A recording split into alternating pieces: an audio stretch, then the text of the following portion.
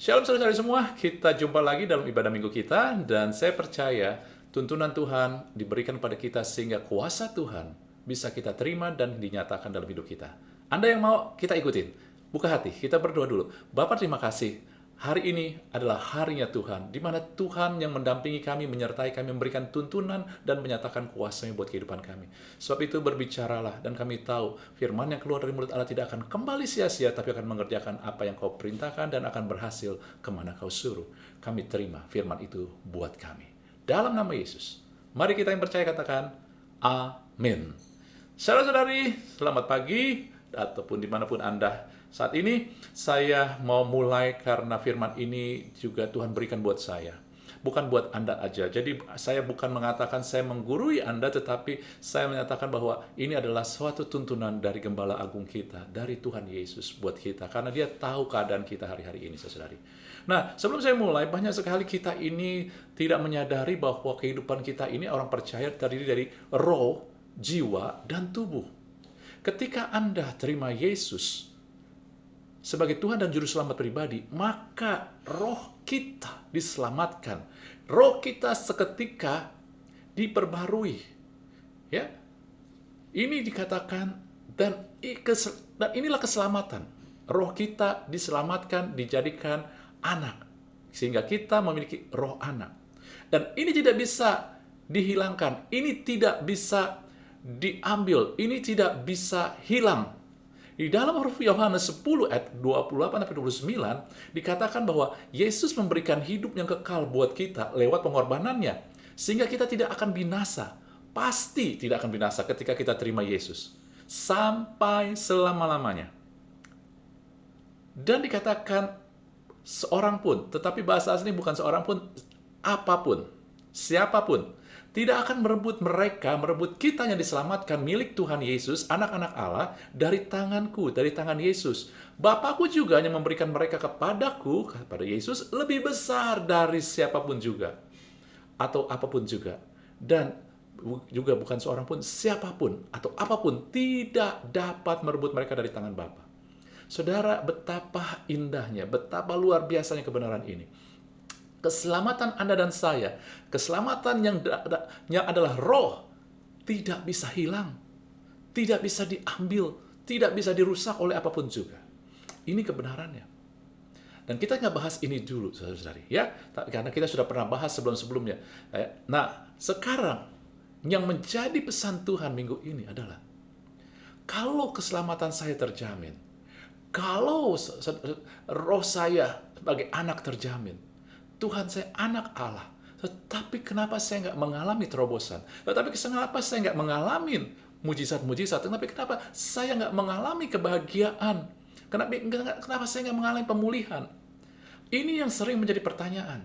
Saudara-saudari, Anda harus tahu bahwa ketika kita diberikan hidup yang kekal, ini adalah roh tadi. Tetapi saudara-saudari, kadang kita nggak sadar bahwa kebahagiaan, keberhasilan, kesehatan, itu adalah domainnya jiwa. Jiwa Anda itu perlu tunduk kepada kebenaran firman. Dan kadang-kadang ketika kita menanti maka masalah makin berat, persoalan makin banyak, kebutuhan, tuntutan semakin tambah lagi. Akhirnya ketika kita menanti ini kita nggak kuat lagi. Lalu kita bilang, aduh Tuhan, kenapa? Hidup anak Tuhan susah, sama aja kayak orang lain, bahkan lebih buruk keadaan saya. Malu dong Tuhan. Akhirnya kita kecewa sama Tuhan. Akhirnya kita bisa juga tawar hati. Akhirnya kita mulai nggak percaya firman.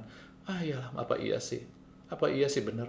Saudara-saudari, dan inilah ketika kita goyah berarti kita sedang lemah.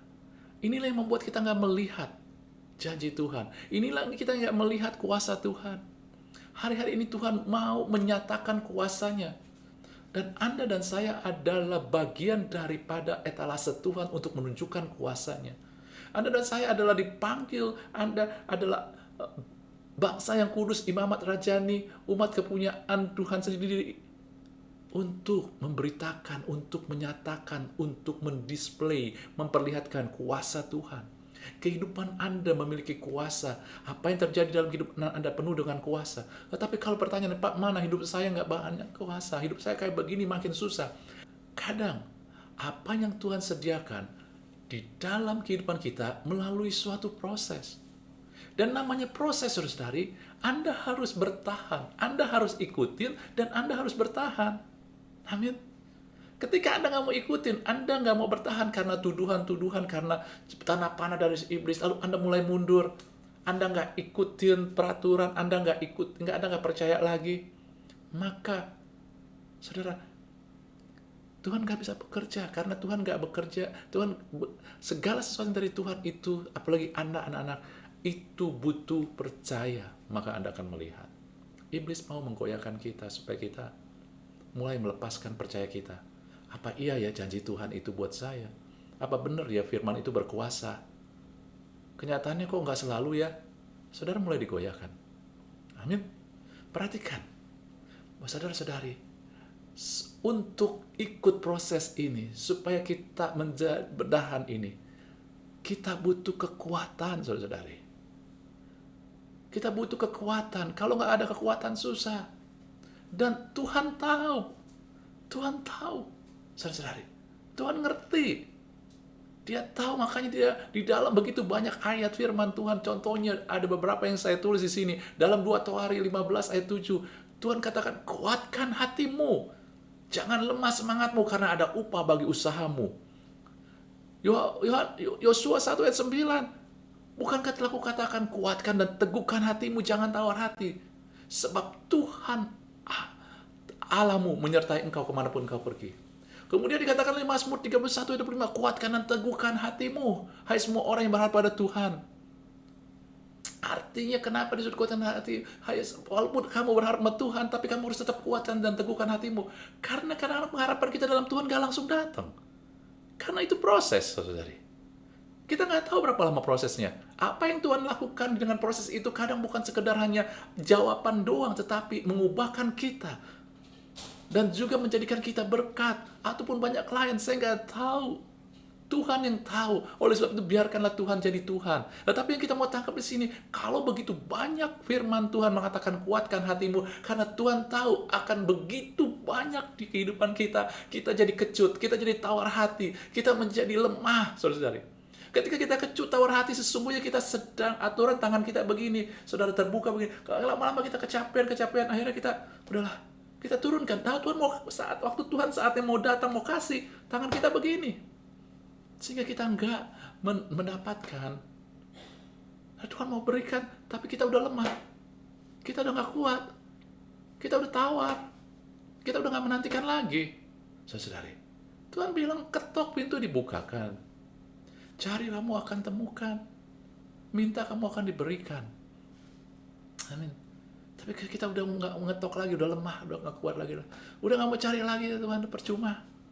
Saudara, hari-hari ini begitu banyak orang yang putus asa. Bukannya karena Tuhan tahu. Makanya Tuhan katakan dalam firman-Nya berkali-kali, kuatkan. Karena nggak gampang. Nah, hari ini kita mau belajar bagian yang Tuhan mau sampaikan. Dan Tuhan juga bicara beberapa saat ini. Kita sudah melihat, tetapi akan dilihat lebih besar lagi sebagai tuntunan, saudara-saudari. Di dalam 2 Timotius 1 dikatakan, sebab itu, hai anakku, jadilah kuat oleh kasih karunia dalam Kristus Yesus. Saudara-saudari, ayat ini adalah paralel dengan Efesus 6 ayat 10. Oleh sebab itu, jadilah kuat di dalam Tuhan. Tetapi dalam 2 Timotius 2 ayat 1 lebih spesifik. Jadilah kuat oleh kasih karunia dalam Kristus Yesus. Yang saya menarik perhatian di sini adalah, pertama dikatakan, hai anakku. Firman Tuhan memang ditulis oleh Paulus buat Timotius yang adalah anak rohaninya, tetapi bukan suatu kebetulan. Itu dijadikan firman, bagian dari Bible. Karena itu buat kita. Dan dimulai, hai anakku. Kenapa, saudara-saudari? Dan dikatakan oleh kasih karunia. Saudara-saudari, Tuhan mau sampaikan bahwa kalau orang tua menyatakan dan menyuruh Anda untuk jadi kuat, Pasti pernyataan itu berdasarkan kasih. Ada sesuatu yang baik, bukan teguran, bukan penghukuman.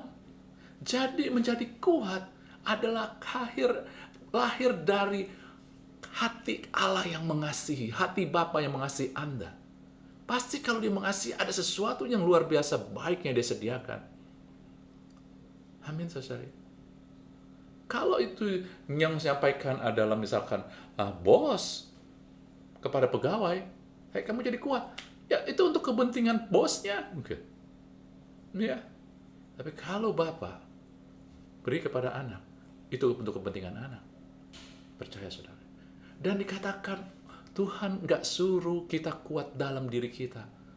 Tuhan, aku udah nggak sanggup. Tuhan ngerti, saudara-saudari. Tapi banyak orang tidak tahu, tidak mengerti sebabnya dia merasa tidak sanggup. Banyak anak-anak Tuhan gak tahu apa sebabnya dia gak sanggup, apa yang sebabnya dia jadi lemah.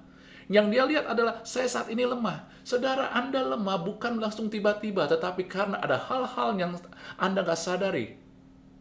Anda dan saya gak sadari selama ini terjadi. Kita mau lihat itu juga.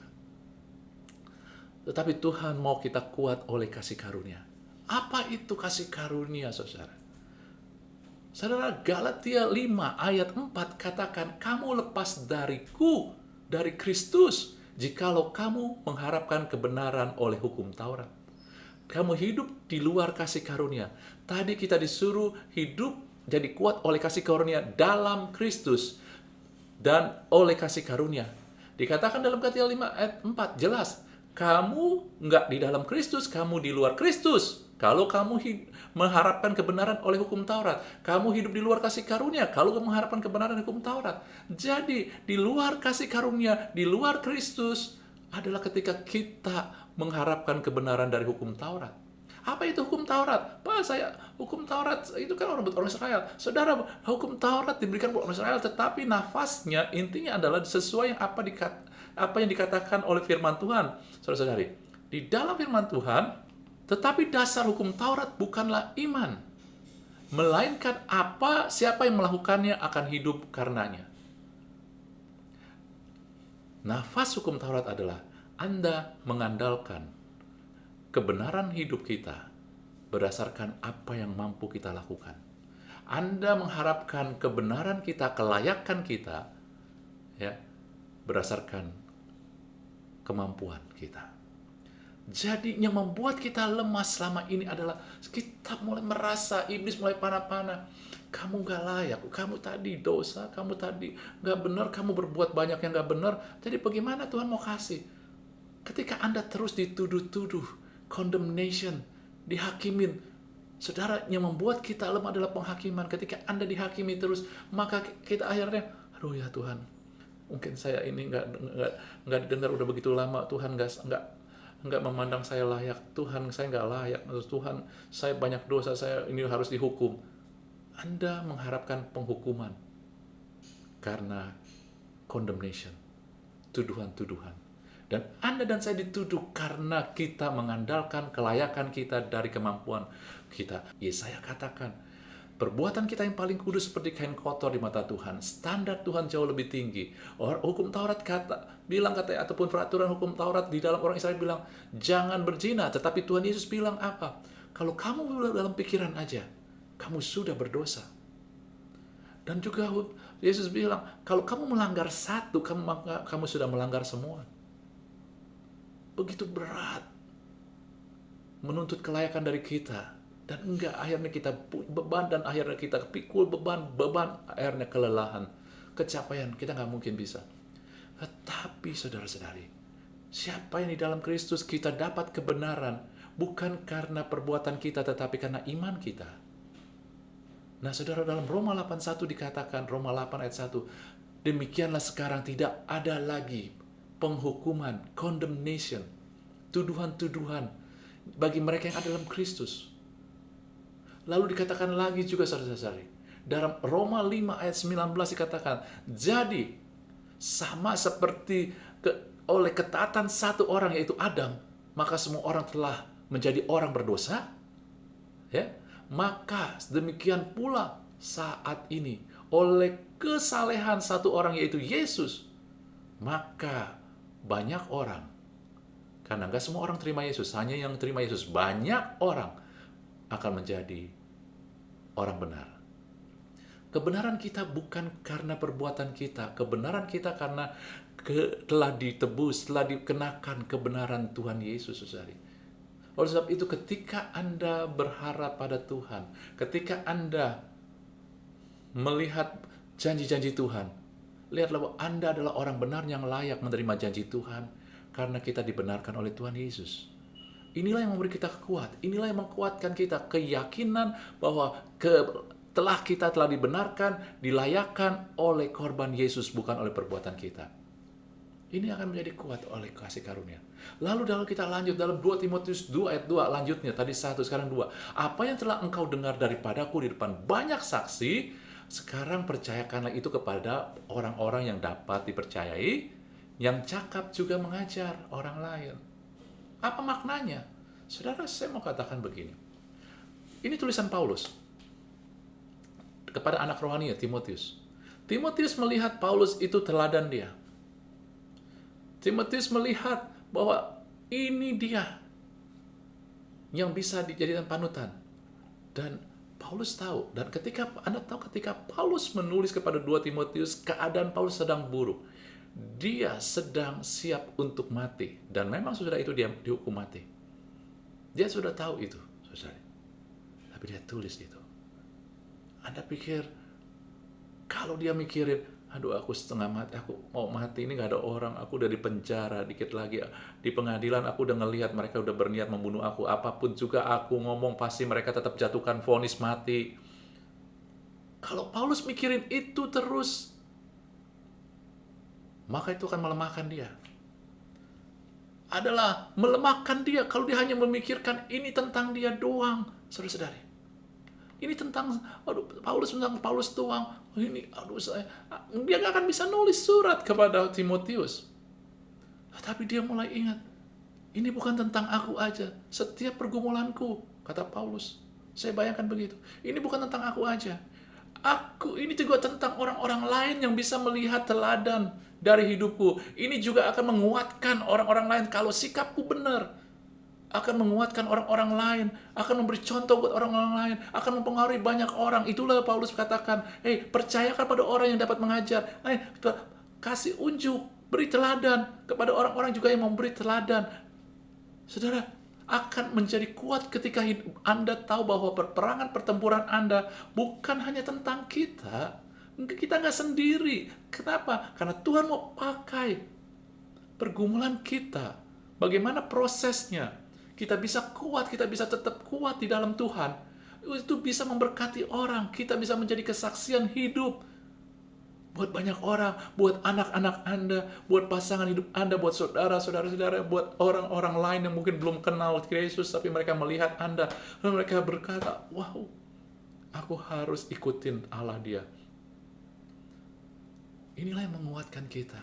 Hari-hari ini begitu banyak orang menjadi lemah karena merasa pergumulan adalah tentang mereka sendiri. Pergumulan hanya mereka sendiri yang harus hadapin. Gak ada orang yang mau peduli. Saudara, Tuhan peduli. Begitu, tapi Anda harus menguatkan diri. Karena apa? Tuhan pakai keadaan kita supaya orang lain membutuhkan kesaksian Anda. Bahwa Anda tetap kuat dan menerima kuasa Tuhan. Amin. Lalu dalam lanjutnya 2 Timotius 3 ayat 4 dikatakan, ikutlah menderita sebagai seorang prajurit yang baik dalam Kristus, dari Kristus Yesus. Seorang prajurit yang sedang berjuang tidak memusingkan dirinya dengan soal-soal penghidupan, supaya dengan demikian ia berkenan kepada komandannya. Saudara-saudari, saya bayangkan begini, dikatakan ya, ikutlah menderita sebagai seorang prajurit. Saudara, prajurit hanya menderita ketika berperang. Ketika dia tidak berperang, prajurit boleh pulang ke rumahnya. Ada waktunya pulang ke rumah, ketemu dengan keluarganya, dia video call, dia Zoom, terserah. Tetapi ketika dia berperang, dia tidak boleh pikirin itu. Dia tidak boleh pikir lagi, bagaimana kontak anak saya, bagaimana kontak istri saya, bagaimana saya bisa Zooman. Nggak bisa dia mikirin itu ketika dia berperang. Dia harus, itulah yang disebut menderita. Sehingga kalau seorang prajurit, Ketika dia berperang, dia nggak siap menderita. Dia malah, bagaimana saya bisa ngomong sama istri saya? Bagaimana saya bisa ketemu lah sama anak saya? Apakah saya bisa ketemu dengan anak saya lagi? Apakah saya bisa ketemu dengan keluarga saya lagi? Bagaimana istri saya nggak ada yang temenin? Ketika dia mikirin kayak begitu tentang kehidupannya, maka yang terjadi apa? Emosinya, perasaannya akan down. Akan down, saudara-saudari. Oleh sebab itu akan melemahkan hidup kita ketika hidup kita dipimpin oleh emosi, oleh perasaan. Tuhan, aku paling malang.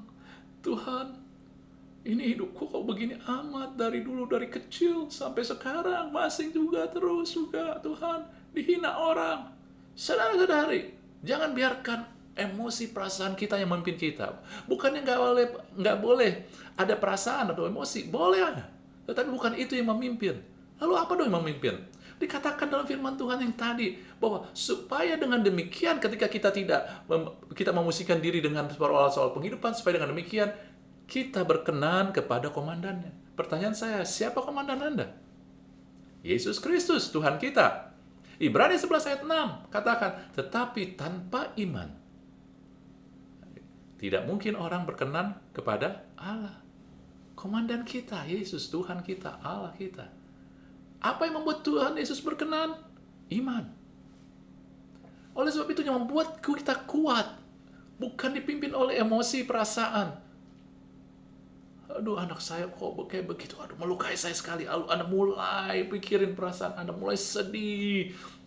Karena Anda gedein perasaan ini memimpin kita, saudara-saudara. Saudara, maaf, saya pun kadang-kadang, saya adalah orang yang tipenya adalah kadang, ya, dikuasai oleh emosi, dan saya tahu itu nggak baik, Tuhan, tapi kasih unjuk. Dan saya terus berusaha. Jadi ini buat kita juga. Tapi saudara-saudari, yang menguatkan kita seharusnya adalah dipimpin oleh iman, berdasarkan janji firman. Ketika keadaan jelek, ketika kita mengalami tekanan, jangan lihat kepada perasaan emosi kita, perasaan kita yang gundah, gulana, kecewa, sedih. Tapi mulailah ngelihat dengan iman pada janji firman Tuhan. Kalau Dia yang berfirman, Dia yang berjanji, tidak akan disangkal, pasti digenapi, di muka bumi segera dan sempurna. Saudara-saudari, kalau Tuhan itu bicara janji, janjinya ya dan amin. Anda mulai ingat ketika keluarga Anda yang mengalami tekanan, kekurangan dengan finansial misalkan. Anda jangan bersedih-sedih, aduh Tuhan, anak saya hanya makan Indomie, itu padahal anak Anda makan Indomie senang ya. Anda yang sedih-sedih, anak saya hanya makan Indomie, kesian sekali. Jangan, Anda mulai, Tuhan, saat ini anak saya makan Indomie, tetapi firman-Mu katakan, Allahku akan mencukupi kebutuhanku menurut kekayaan dan kemuliaan. Tuhan, anakku makan Indomie, tetapi Tuhan janjikan bahwa anak cucu orang benar akan hidup perkasa di muka bumi. Aku nggak perlu sedih ngelihat mereka makan Indomie. Karena aku tahu, Dia yang berfirman, berkata, anak cucuku akan hidup perkasa di muka bumi. Dia yang berfirman mengatakan, inilah bagian orang yang percaya Tuhan, anak-anak Tuhan, anak-anak mereka akan menjadi muridku, dan besarlah kesejahteraan mereka. Gak penting apa yang mereka makan. Amin. Ini dia, saudara. Kemudian di ayat 5 selanjutnya, seorang olahragawan hanya dapat memperoleh mahkota sebagai juara apabila ia bertanding menurut peraturan-peraturan olahraga. Saudara, yang namanya peraturan artinya sesuatu yang mengatur. Karena kalau tanpa peraturan akan jadi kacau. Peraturan sesuatu yang mengatur. Banyak orang melihat pada peraturan, tetapi Anda melihat olahragawan diatur oleh peraturan olahraga. Ya, saya bertanya, peraturan atau hukum dari olahraga itu, olahraga senam, olahragawan senam, atlet senam, harus ngikutin peraturan dari senam. Atlet sepak bola ikutin peraturan sepak bola. Kalau dibalik, kacau. Ya kan? Oh, atlet sepak bola ngikutin peraturannya apa? Saya nggak tahu. Misalkan, ngikutin peraturannya yang polo air. Ya kacau, saudara. Polo air pakai tangan. Sepak bola pakai kaki. Ya, kacau. Oleh sebab itu, atlet sepak bola harus ngikutin peraturan sepak bola. Atlet polo air ngikutin peraturan polo air. Nah, hukum yang mengatur olahragawan adalah peraturan yang ditetapkan oleh induk organisasi olahraga tersebut. Kalau itu adalah sepak bola, maka peraturannya diatur oleh induk organisasi sepak bola. Maksudnya apa? Maksudnya saya mau tanya kepada Anda, dan juga saya. Anda ini mungkin bukan olahragawan. Bukan itu maksudnya. Anda ini anak Allah ataupun anak dunia. Kalau Anda tahu bahwa Anda anak Allah, maka anak kerajaan Allah, makanya peraturan yang mengatur kita, yang diterapkan bagi kita adalah peraturan dari kerajaan Allah, bukan dari dunia. Yang membuat kita lemah adalah kita nggak tahu identitas kita, kita nggak percaya bahwa kita anak Allah. Sehingga kita dibiarkan diri kita dihidupkan oleh dunia. Tetapi kalau Anda tahu bahwa kita anak Allah, kita tahu dan percaya identitas kita anak Allah, maka kita tetap berpegang pada hukum kerajaan Allah. Apa itu hukum kerajaan Allah? Oleh bilur-bilur Yesus, kita sudah disembuhkan. Itu berlaku buat anak-anak Allah. Allahku mencukupi kebutuhanku menurut kekayaan dan kemuliaannya, bukan oleh keadaan dunia. Itu hukum kerajaan Allah. Anda harus tahu identitas kita. Amin. Banyak hari-hari ini orang-orang nggak tahu identitasnya. Karena mereka salah bergaul. Mereka salah mengambil, salah melihat, salah menerapkan pola pikir. Mereka nggak pernah mau baca firman. Mereka nggak mau bersekutu dengan orang percaya. Akhirnya luntur. Akhirnya mereka bingung identitas kita. Ini anak itik apa anak Raja Rawali? Ya, karena terlalu banyak nggak bergaul sama itik, akhirnya jadi anak itik. Anda dan saya adalah anak Allah, anak-anak kerajaan Allah. Ditopang oleh seluruh kekuatan kerajaan Allah, bukan dunia. Jangan biarkan dunia menggetarkan kita. Jangan biarkan dunia juga menarik kita. Terlalu banyak anak-anak percaya, orang-orang percaya anak-anak kerajaan Allah, lebih tertarik pada hal dunia daripada hal-hal kerajaan Allah. Kenyataannya begitu. Sebab itu kita jadi lemah. Kita kaget, kita bingung dengan berita-berita dari dunia, virus, resesi, inflasi, apalagi lah. Kita bingung. Dan karena kita tertarik dengan hal-hal yang di dunia. Dunia menawarkan tentang hanya sekedar glamor, seksi. Kita karena tertarik, kita nggak melihat bahwa manusia batinia yang di dalam itu lebih penting. Saudara-saudari, maaf, ini kenyataan yang terjadi. Inilah sebabnya kita harus bangkit jadi kuat, saudari. Lanjut, yang ke-6, ayat ke-6. Seorang petani yang bekerja keras haruslah yang pertama menikmati hasil usahanya. Saudara-saudari, ini apa maksudnya? Saudara, banyak sekali anak-anak Tuhan, ketika dia melakukan sesuatu, dia melihat, udahlah, ini kita harus, udahlah, saya sendiri yang tanggung lah, udahlah, biar saya berkorban lah. Saudara, banyak anak-anak Tuhan punya mental korban. Tapi korbannya dia lakukan bukan dengan sukacita, korbannya dengan kesedihan. Udahlah, ya, biarin aja dah, saya diperlakukan seperti itu sama tetangga saya, anggap itu korban. Akhirnya memang dia nggak ribut, tetapi dia menjadi sedih dan akhirnya jadi lemah.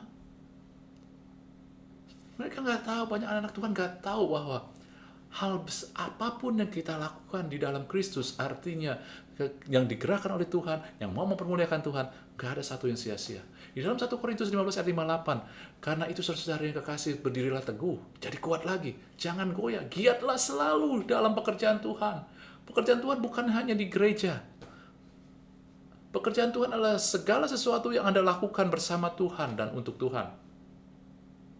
Kehidupan bertetangga, kehidupan berkeluarga, usaha Anda, pekerjaan Anda, sekolah bagi adik-adik yang masih sekolah. Ketika kita lakukan bersama Tuhan dan untuk Tuhan, itu pekerjaan Tuhan. Dan kita lakukan ketika saya belajar sungguh-sungguh, tapi hasilnya hanya pas-pasan, kita tetap tahu bahwa saya nggak akan sia-sia. Ini bukan tentang nilai, tetapi saya punya apa itu? Sikap kerja keras. Banyak orang hanya ngelihat nilainya aja, sehingga akhirnya mereka hanya mau segera nilai, nyontek lah bagi adik-adik. Banyak juga pedagang-pedagang atau pekerja, yang penting dia lihat uangnya, sehingga akhirnya apa? Pindah kerja dari satu ke satu. Dia nggak melihat bahwa apa yang kesungguhan dalam bekerja, kesungguhan dalam usaha, bukan hanya kita dapatkan dengan dinilai dengan uang, tetapi ada hal-hal yang Tuhan berikan. Percayalah, nggak akan sia-sia. Oleh sebab itu, akan melemahkan kita ketika kita punya mentalitas korban. Kalau kita melakukan sesuatu dengan terpaksa, itu namanya mentalitas korban, saudari. Tetapi kalau kita lakukan sesuatu, ini bukan nggak perlu saya yang lakukan, tetapi saya disuruh saya lakukan, ya udahlah, saya lakukan aja. Ini kesempatan supaya saya bisa lebih diberkatin. Amin, betul nggak, saudara? Maka kita akan jadi kuat. Kita akan jadi kuat ketika kita punya mentalitas tidak ada yang sia-sia. Walaupun ini harusnya nggak usah saya lakukan, tetapi saya dipaksa lakukan. Saya nggak ngelihat bahwa ketika saya dipaksa lakukan itu sebagai korban, tetapi saya melihat itu sebagai kesempatan, karena apa yang saya lakukan nggak akan sia-sia. Amin. Saudara-saudari, luar biasa. Tuhan mau menuntun kita. Dia mau kita menjadi kuat dalam kasih anugerahnya. Kita harus yakin telah dibenarkan oleh pengorbanan Yesus, bukan oleh kelayakan perbuatan kita.